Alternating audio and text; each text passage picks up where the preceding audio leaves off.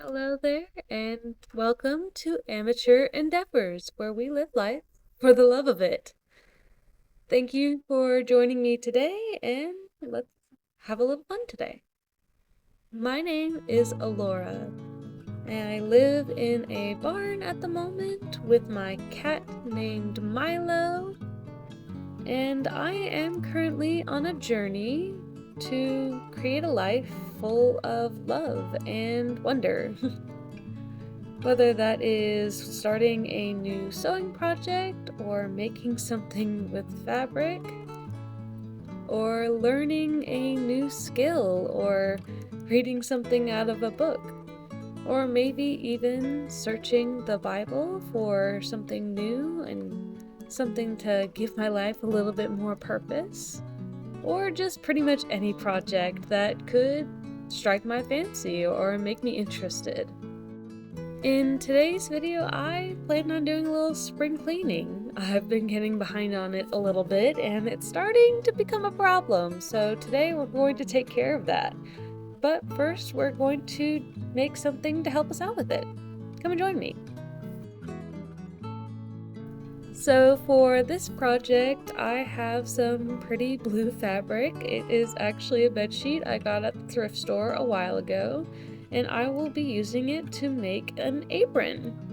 It is a queen size flat sheet, so it should give me plenty of fabric to work with and to help make this apron. And I think it's a really pretty color, so I think that works out too. I also have these two fabrics that I got at Walmart. I don't think I'm going to use both, but I really liked them, and so I will be making the decision here in a moment. Kind of leaning towards the butterfly one. I just think that one's prettier. I'm also going to need a couple of buttons for this because I want to make the top and bottom detachable from one another. So this is me going through the giant jar of random buttons I have. And now I have everything I need to make my apron. Okay, so the first thing that we're going to need to do is cut out the different pieces that we need. So this is the first bit. I did decide on using the butterfly fabric. I thought it was really pretty. And I'm basically going to be making my own pattern for all of this. I had a couple of different inspiration photos that I found on Pinterest, as shown here, but I have a tendency not to follow patterns. I tend to look at different things and get the foolhardy idea that I can make it without any such instructions, and so that is what I'm doing here. I'm gonna put up on the screen a little graph of how I planned out and made my apron. I made it to be detachable, so I will have a bottom skirt piece and then a top piece that I can attach when I want full coverage. And these are going to be the measurements of the different pieces that I'm cutting out. Unfortunately, I am not very good at filming or editing yet, so a lot of the different video that you're going to see about this whole process probably won't be very informative. So I was recording and some of it just turned out wonky or I had bad angles, so I'm gonna try and talk through a lot of my process here, but unfortunately I just didn't do a very good job of filming said process. So if you're a visual learner, I'm sorry, but I will have to make a tutorial on another time if you guys want a more detailed instruction video on how to make this thing. But for now, these are the different pieces that you're going to need. These measurements were according to my size, so you might have to increase or decrease depending on how large or small you are. Just make sure that as you're cutting out your pieces, make sure that if you have pattern fabric like I do, that you make sure to cut it right side up and not sideways like I did here. So first what I'm going to do is I'm going to be cutting out a lot of the different pieces for my little bits, like my pockets and the top piece, just all the fun parts that I want to have a little bit more interest and not to be the base color. I'm also going to be cutting out a rather large square, and I'm actually going to use this to make a bandana to go with my apron. Partially just because I enjoy wearing bandanas and I think they're pretty neat, and number two, I also really just love this fabric. I think it's really cute, and number three, I also think it just completes the look, and I think that's really fun. Next, I'm going to be cutting out the main pieces out of the blue fabric. Now, a long time ago, my aunt had taught me that anytime you have a basic cotton fabric, if you rip it, it will always rip straight. And ever since then, I've had entirely too much power, and I rip every large piece of pattern out like this. It's not the neatest way to get the pieces that you need, but when you're working with large squares and you don't want to have to cut little by little by little, this is a really great way to do it. You just notch one end and then you pull it, then it rips on a straight line. It's silly and kind of fun, but it's ultimately kind of impractical. So use this technique at your own risk, because you will want to do it for every single thing you make afterwards.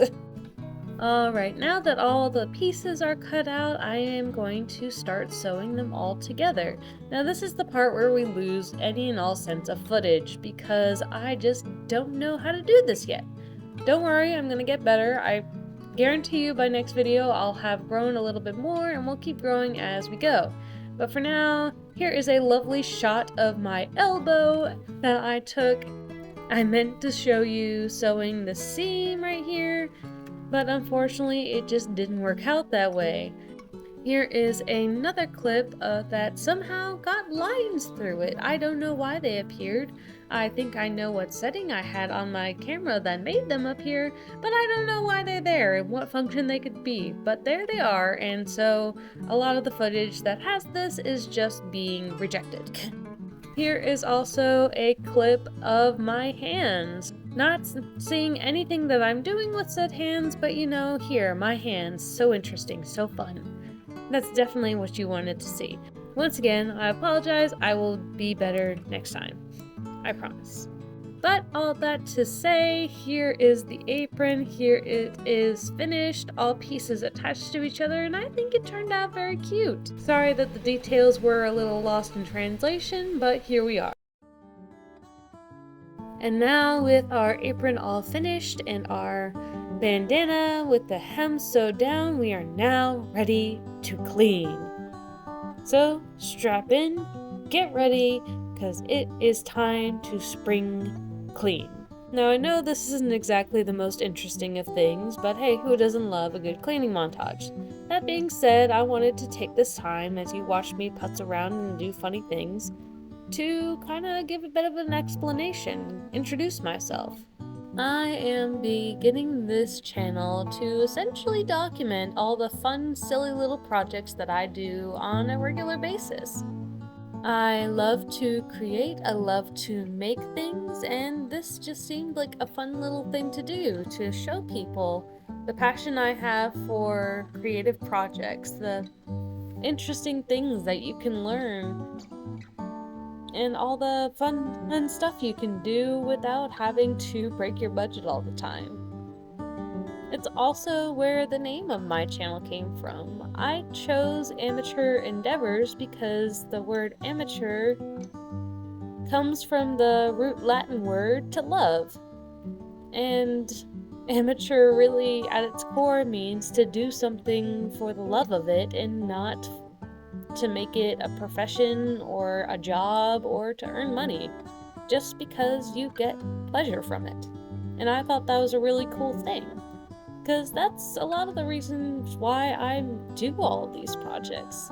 It's not so that way I can become a master craftsman or a seamstress or make big money doing any of these particular skills or trades. It's just because I find them interesting. And making things brings me a sense of joy and accomplishment, and I think that's really neat. My lifestyle is interesting and kinda whimsical and lapsadaisical. Aren't those a million-mile words? But I enjoy it, and I think it's something that should be shared. To create is to imitate the one who created us, and that's not something that you hear about often. I'm not saying that everyone who does a craft project should get a god complex, but for those of us who are looking to imitate the God who created us just a little bit more, maybe you should try to create something. Because when you take the time and put the work and care into making something new, you see and slowly begin to understand exactly how much time, effort, and care that God put into making you. And I think that's an amazing thing and an interesting perspective to keep. The other thing I wanted to do with this video was to essentially show the work that I was putting in to start over. Been through a lot the past year, and this is my new beginning. This is where I'm trying something a little bit different and making new efforts to do something else and to go out on a limb and try something that's both terrifying and exciting. But I feel that when you take such a big leap and you take such a huge step forward, and so that's what I was trying to do, prepare and clear out the old. I was trying to clean up, get things ready for the new, because I knew I was going to be busy and running around for a while, and I wanted things to be cleaned up. I wanted to get rid of some old stuff so that way I would have space for all the new stuff I was bringing in, whether that be stuff from my projects or stuff to help film and create videos like this. One of the last things I'm going to be doing is I'm going to be placing some daffodils on my table. I love daffodils because I call them the herald of spring. They just kind of show up wherever they want to, whether it's in someone's garden or on the side of the road, and they're always the first thing to bloom. You never really know when they're coming, and generally they don't even seem to be there at the right time. I've seen them pop up out of snow before, but nevertheless, when you see them, you know that a season of change is right around the corner. And so I think that's a good herald for what is to come. Now I have a beautiful, clean space to live in and create in, and it was just about at this point that I was ready to collapse. It had been a full day, a long day, and I was just about done. But there was one last thing that I wanted to do before the end of the day, and that one was very important. I needed to eat. I could have just gone and ordered pizza and vegged out and did nothing else for the end of the day, but I needed a good meal. I needed something that would help nourish me and make me feel good at the end of the day, so here I am, psyching myself up, trying to get ready to cook some food. Even though the dishes had just been done and the kitchen had just been wiped down and everything was all clean, I still decided that, now is the time to dirty up some new dishes and make something else. This is an old recipe for some food that I don't even have an official recipe for. It is only from memory. It was something that was made when I was a kid and I brought with me as I moved out, but it's just comfort food. We didn't have any other real name for it besides Tex-Mex because it's just kind of a Mexican dish with pasta and chicken. It's like you boil up some water, you cook some pasta, you saute some chicken and add different spices. And when everything is cooked, you add some cream cheese, some corn, and some salsa. Mix it all together, and then you have this delicious and comforting warm meal. It's simple and it doesn't even really look like much when you look at it, but at the same time, it's something that's tasty and delicious and gives you some energy at the end of the day, especially on a hard day like this. I've made it for friends, family, and strangers, and I've never found someone who hasn't liked it and enjoyed it, so you want the recipe, I'll try to write it down for you, though honestly it's a lot of just like throwing things in, so maybe you can get it from this video alone. Now that dinner is finally cooked and ready, and I topped it with just a little sour cream to give that extra bit, now it is finally time to take off our apron, remove our bandana, and sit down and enjoy something good. Good food is always a good end to a day, and this one was a long one. No matter how much the work was good, it's nice to sit down. This is the beginning of my journey here. It's scary, and I'm opening myself up to a lot of different things, and the learning curve to try and figure all this stuff out is steep.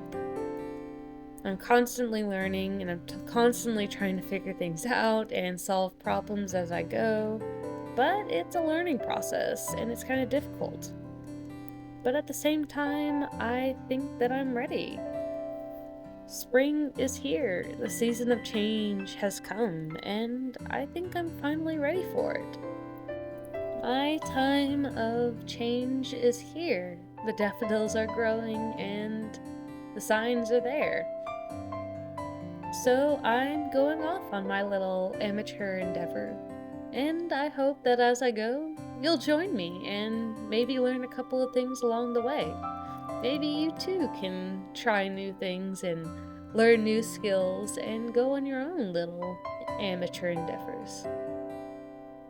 But I'm moving forward. I'm trying something new. And I hope as I go that maybe you'll join me along the way.